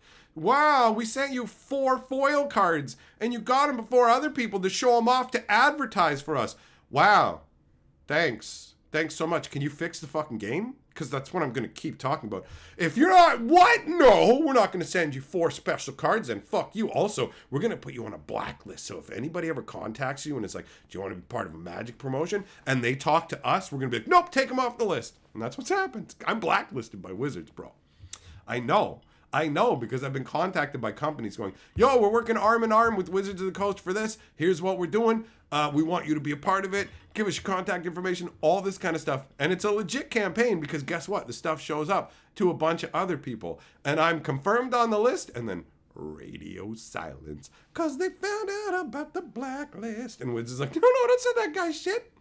They delete my posts on their streams and stuff, and all I ever do is just say normal comments like, oh, look at that or whatever, but they're I don't know why they just don't ban me outright, but maybe that's because they'll be like, oh, I've been banned by it. That's why, because then I can be, oh, I've been banned by Wizards, or it's just some random moderators going, what's the Magic story, get them, without it being official. But either way, it's funny. I'm one of the outside naughty boys of Magic because I won't do it right. Doomblade, one of the reasons you stop complaining is when you realize the companies can wait you out. I'm gonna fucking complain about shit I don't like forever. That's it. If I'm interested, I'm gonna complain if things are going the way that I don't like. If I'm not interested, I'm gonna wander off. That's it. I don't expect the company to cater to me, but like when they're doing shit as blatant as Wizards is, I mean, how can you not, right? What up, Red Dress? How you doing?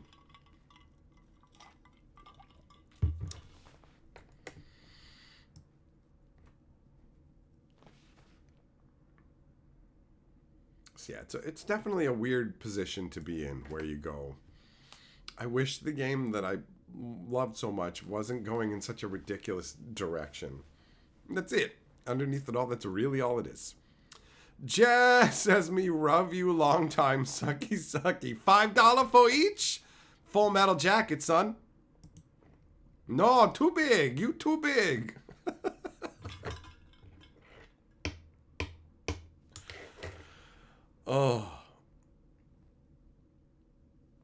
Oh, tonight was your first pre-release. Don't care about the set, but your friend really wanted to do it, so you figured it'd be a nice experience. Right on, man. I had a good time at my pre-release.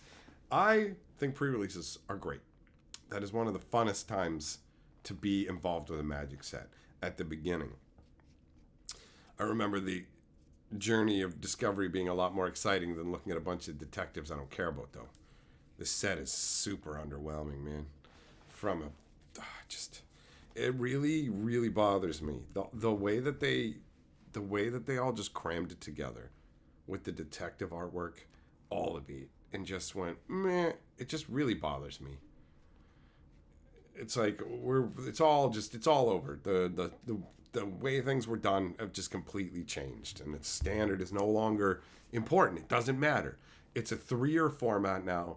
They don't care about governing it at all. They just want to constantly cram in things for Commander. That's why coming to a pre-release kit, your first time playing Magic, here's an overpowered legendary character. Please play Commander. Everybody plays Commander, even though it's literally not what Magic is. We are warping and changing. That's it. It's everything about Magic is changing. It's not about what Magic used to be about.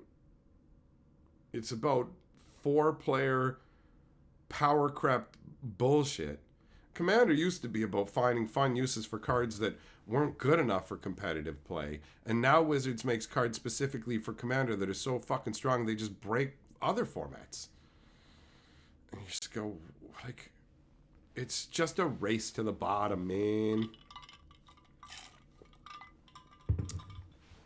Millmaster, oh yeah, the Weatherlight pre-release, those pre-releases Back in the day, like you couldn't just do a pre-release at any old LGS. They only had them at very specific locations, and they were very like few and far between.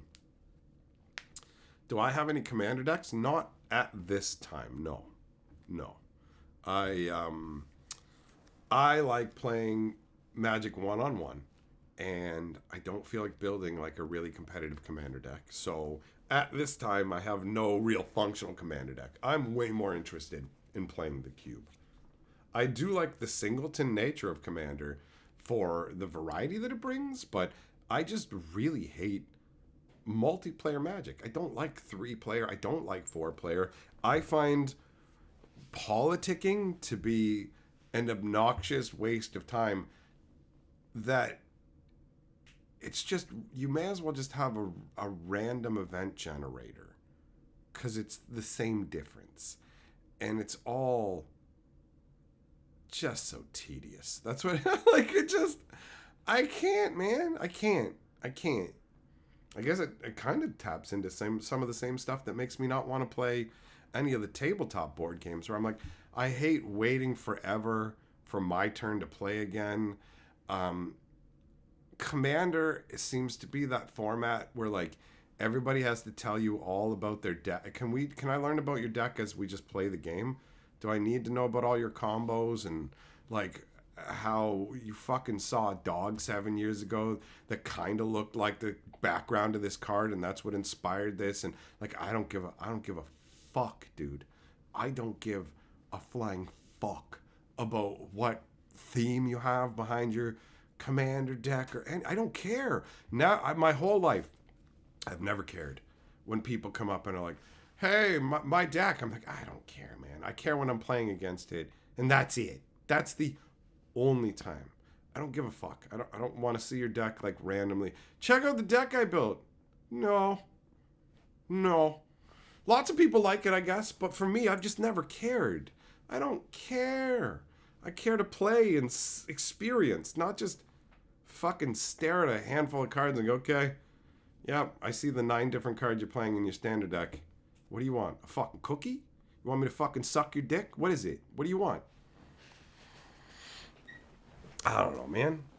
Like, it's like, bro, I was the guy running the fucking tournaments and stuff. I'm behind the counter. People come up to me like, hey, you want to see my deck? No, I'm not interested. That's cool, man. I hope you have fun with it. I'm going to tell you about it now. What are you doing? Stop, idiot. Like, let me explain something to you. If I say I don't want to see your deck, that's not, oh, I'm visually impaired. Can you please tell me in detail your deck?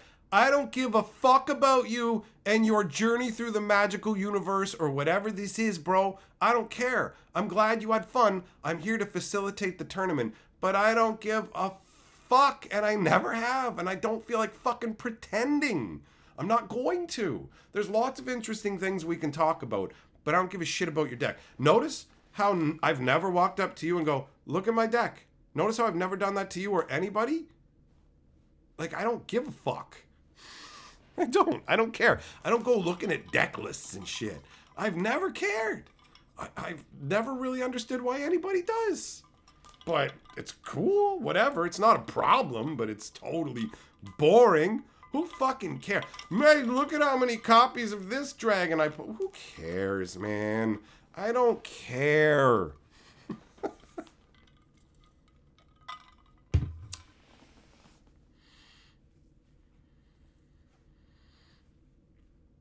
Yeah, whatever. Nick, do I like 2-headed dragon teams of 2 and stuff? Nah.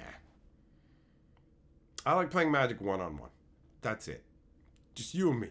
We're going to have a one-on-one experience. It's going to be a good time. You're going to have my undivided attention, which means I'm cracking jokes with you and playing Magic, which is a good fucking time, right? So, I'm not interested in a fucking 3-way or a 4-way. It's one-on-one, baby. It's you and me. Lock eyes. We're doing this shit. Potts, I've never played Wingspan. Wingspan's come up enough, actually, that it makes me wonder about the game.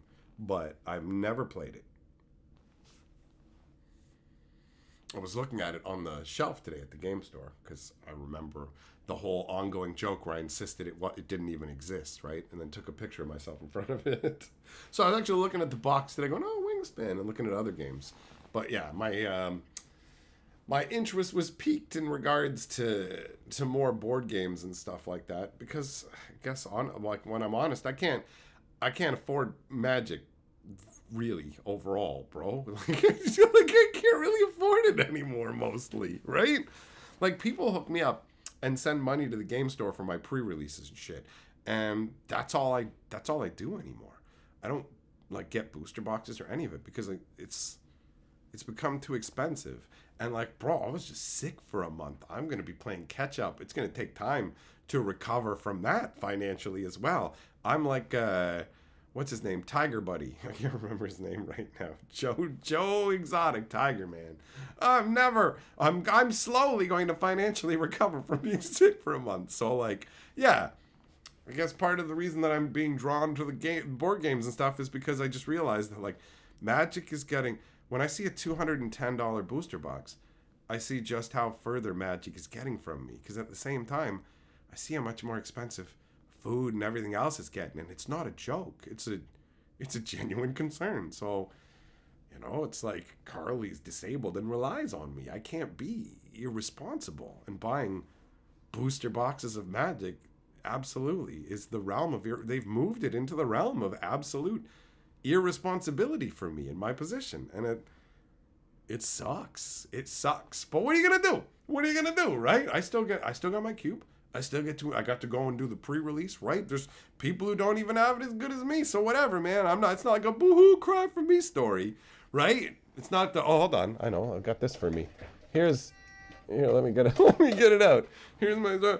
Oh, guys, I can't afford as many boxes of luxury cardboard rectangles as I want to. Woo-hoo-hoo-hoo.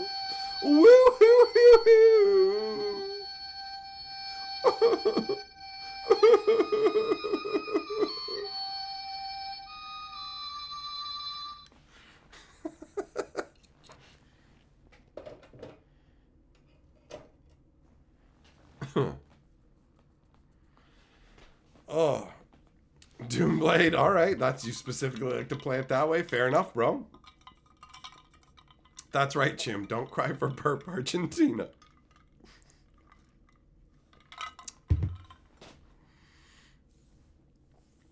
Jess, you had a croissant on National Croissant Day. Oh, you're doing it right, buddy. You're following the rules.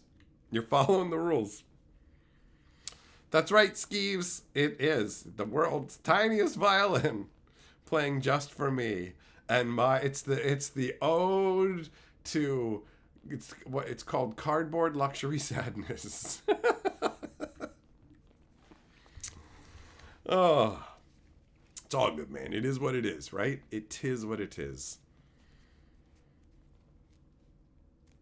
It is kind of a 1-2 punch, though. Game changing, and the pricing and all of it, and you just end up feeling left behind.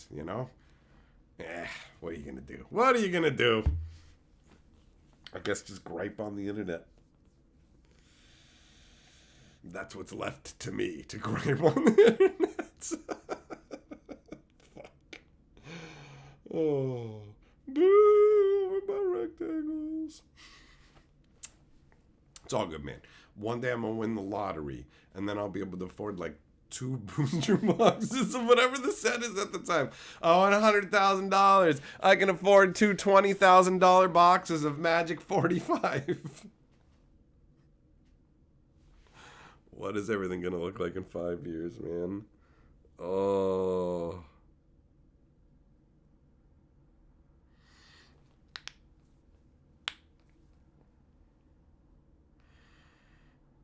Crazy. Absolutely wild.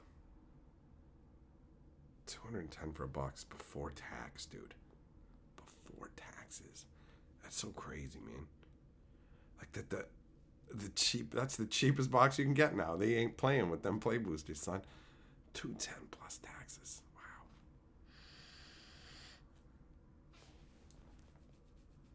And it's just gonna go up, right? Like that's what they're not done. They're not done cranking prices, bro.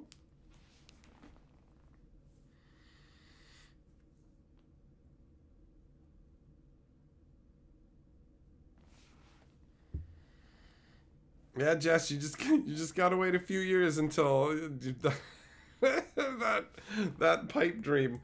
Keep that crypto pipe dream alive, bro. Oh, like I gotta be real.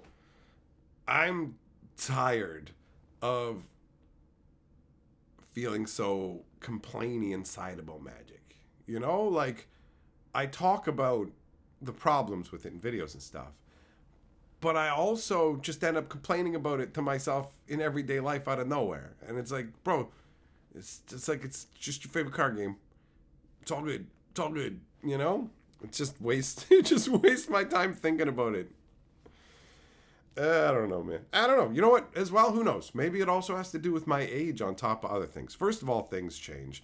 Secondly, things aren't going great with Magic. But I also read somewhere that, like, the highest level of people's discontent is somewhere around, like, the age 47. And I'm getting close to there. So maybe I'm just more bitter about things in general. Who knows, right? Who knows? Who knows? But I want to enjoy myself more. I want to enjoy Magic more. I'm just not sure how. I'm trying, I guess, but I'm not. I don't know. Yeah, I don't know. You got so much going on. Even the power creep on, like, bro, this Felonious Rage feels like nutty. 1 red for an instant. Target creature you control gets +2/+0 and gets haste until end of turn. When that creature dies this turn, make a 2/2. Like, what? 1 red to give a guy +2/+0 at instant speed. You can slap haste on if you want it as well. And when that creature dies, you automatically get a 2/2 for 1 red? Like,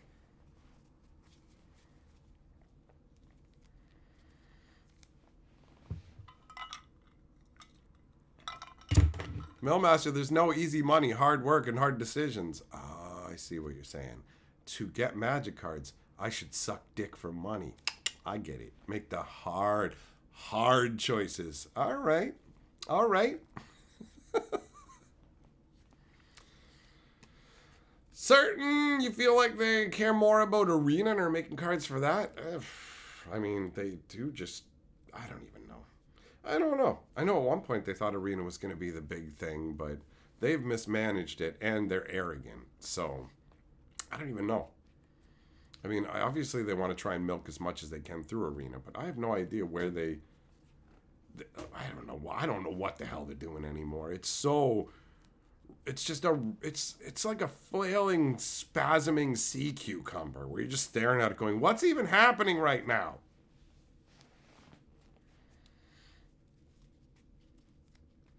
That's right, Anthony. They will know your name. Remember that?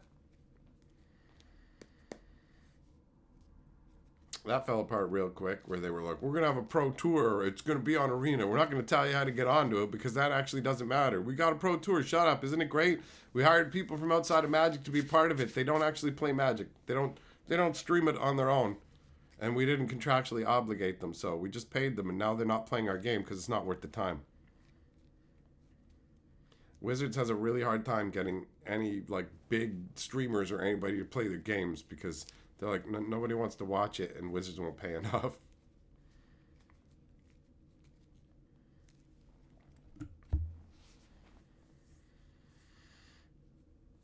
Yeah, certain, bro. Playing and just like not stressing about it's the way to go, right? When I'm playing Magic, I don't sit there and go, oh no, I can't enjoy this because things aren't going well with the game. Like the problem is that part of the problem, at least I should say, is that I spend my time covering what's going on with Magic. So there's always all this bad stuff going on, and I don't have enough goodness to balance the scales, right? That's what it is. My buddy making that one comment, it stung, bro. It stung when he was talking about like a Pokemon YouTuber or whatever, and he's like, he's really excited about the cards. He's like, you used to be with Magic. And like hearing that, it stung because it felt accurate. Like, bro, I remember when I would spend my time excitedly talking about all these new cards and the art and everything was going on with it, and people would just leave comments going, yo, I love this, man. This is fun talking about these cards and the art. And artists would send me like actual pictures of myself and letters and prints and stuff saying, thanks for talking about my art. I'm glad you enjoy what I do. Maybe we can meet up sometime. All this cool stuff.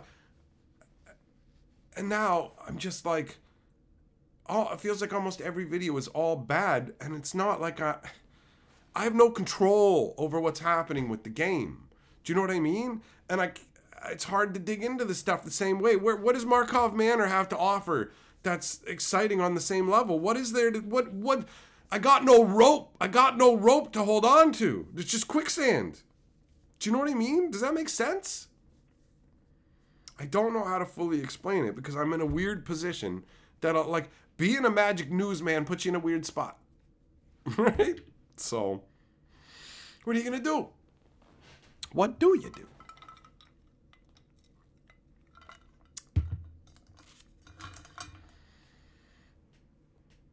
Yeah, trading. You know what? Actually, we were talking about that today. The whole idea of trading and how it's like somebody asked my buddy, he got a Delny. So he's like, hey, do you want to trade that? And he's like, no, I'm not really looking for anything right now. And I said to him, I'm like, man, I used to trade all the time. I used to constantly be trading. And that all died off, man. I mean, almost all but the most hardcore traders will get driven off by the people where you've got to sit there and like balance everything out by like 15 cents or a quarter, and it always has to be in their favor, and you just go, just whatever, just take it. I don't care that I'm losing on this trade because it's better to just end it than sit here and grind with you over a handful of cents over some cardboard rectangles. Like, what happened? Right?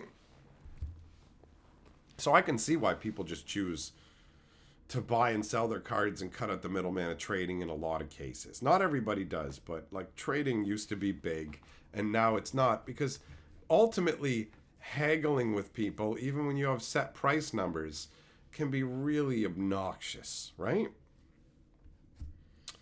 Harrison said there's a lot of new casuals to the game that don't want to trade. It's, you know what, that speaks to a shift in the mentality of players, because that is the default now. You default in not being a trader. You just keep your cards, and maybe you buy list them or you just keep your cards, right? But like, I remember back in the day, there was only one guy that I knew, and he would come and play in drafts and draft after draft after draft and all these events, and he would never trade. And I'd be like, bro, you have so many cards that you've built up and you're not using them. You can trade them to people for cards that you want. And he was just like, I don't want to be bothered with any of it. And at the time, I couldn't understand that at all. But today, absolutely. Like, trading is a different beast now, right? So, I rarely trade now, yeah.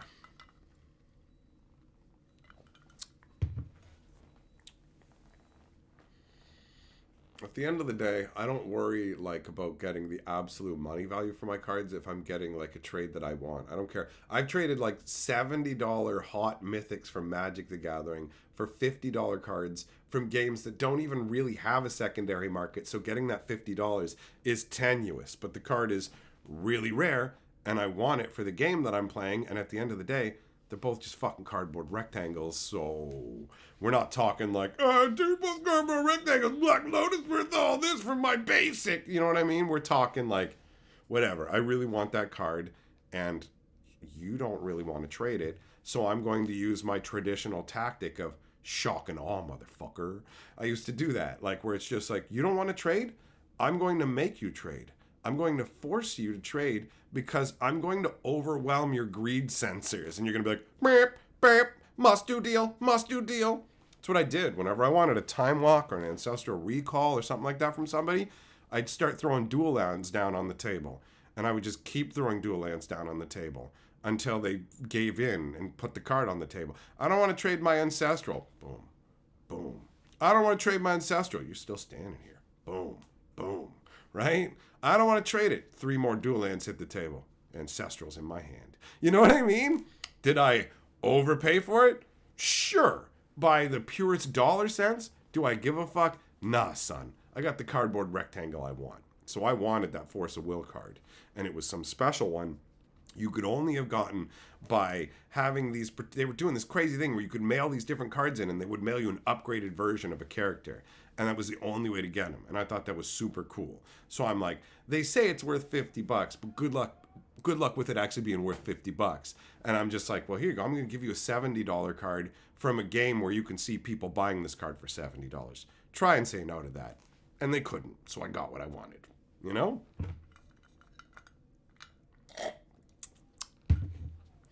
That's part of the fun of trading too. It's like, okay, I know what I want. I'm not worried about always getting like, I've got to come out ahead. I've got to get exact dollar value, all of it, you know?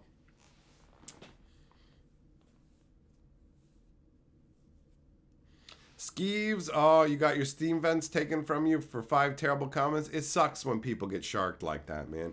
I had rules for trading. I loved getting great deals, but my rules were you never take advantage of, you never take advantage of a good deal from a noob or somebody who's like mentally disabled. Mentally disabled people, you're just like, what do you want? You can have what you want and more. Just, you know what? Here, take a look through my binder. Tell me the cards you're interested in. And then I just start giving them the cards they're interested in. And they're like, what? Like, I got to trade. I'm like, nah, man, here. You know what? Like, unless they picked some really big card where I was like, no, you can't have that. But it's like, yeah, help yourself. You want multiples? Take multiple of that rare. Take multiple of that rare. Take this. Here, have some more of these. Go, have fun. Right? Like, that's what I would do for noobs and like disabled, like mentally disabled people and stuff like that. I'm like, here you go, have free magic, enjoy yourself, right?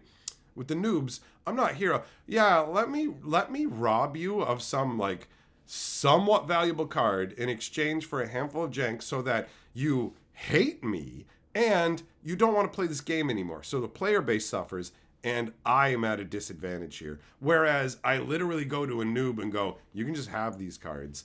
And in the future, if you want to trade, you get cards, come talk to me. I'm happy to trade with you. People come and trade with me. I give them fair deals. Everybody's happy. It's a great way to do things. I mean, trading doesn't work the same way anymore, but it really was, right? Jess says, think of this $2 while cleaning your floor. Oh, bro, I forgot. Thanks for the super chat. I forgot all the stuff's on the floor. Oh, man. So yeah, when it came to like trading with people, I had all kinds of different rules that I had set up in terms of another thing I like to do is just pay attention to what people are looking for. If I heard conversationally somebody asking somebody else for a card, note that in my head.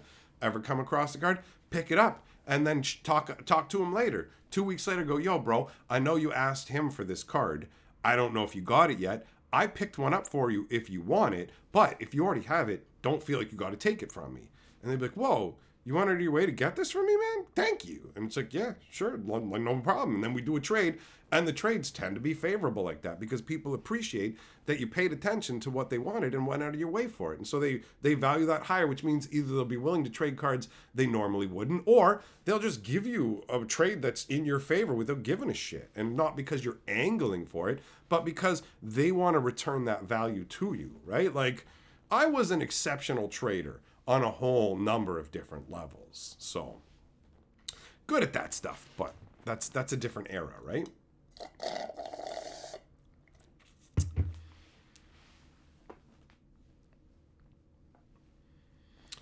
Jim, you gave a kid a full set of sleeves for his commander deck last time he played. That's dope, man. That's dope. That's awesome. I had a neighbor who used to teach like autistic kids and stuff like that and mentally disabled kids. So I would put huge boxes, like big cardboard boxes filled with magic cards, deck boxes, play mats, all kinds of stuff. And I would just leave it. At first I was hanging the bags on his doorknob, but it started to get so heavy that I just put boxes in front of his door. And he'd come to my door and be like, man, come on.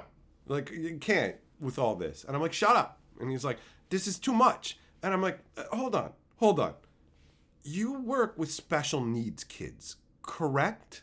And he's like, yeah. And I'm like, and you're telling me this is too much to give to special... What kind of fucking conversation are we having? When are you going to stop with this? What you're doing is good, bro. Take it all. Take it all or I'll burn it. Shut up.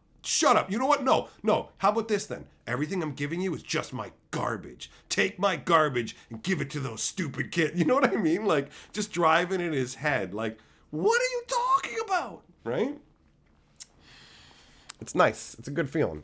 And they come back and tell you, man, you have no idea how excited those kids get. It's like, yeah, actually I do. I do know the joy of Magic. I know the excitement of getting a whole bunch of cards you've never seen before and going, oh, I know exactly what that feels like. And I get to multiply that across a bunch of kids? Hell yeah, bro. Hell yeah. I'm in it. I'm in it all the way, son. So yeah, expect the boxes to keep coming, right? And that's what I did. I delivered the goods. I delivered the goods. Jess, you used every space. Nice, buddy. Nice. You got them skills.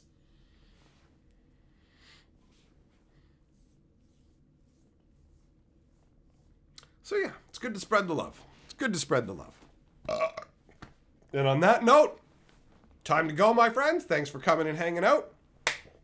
We shall, unless I get by lightning or something, I will see you guys tomorrow. All right? So have a good one. Peace out for now. Out into the waters I go.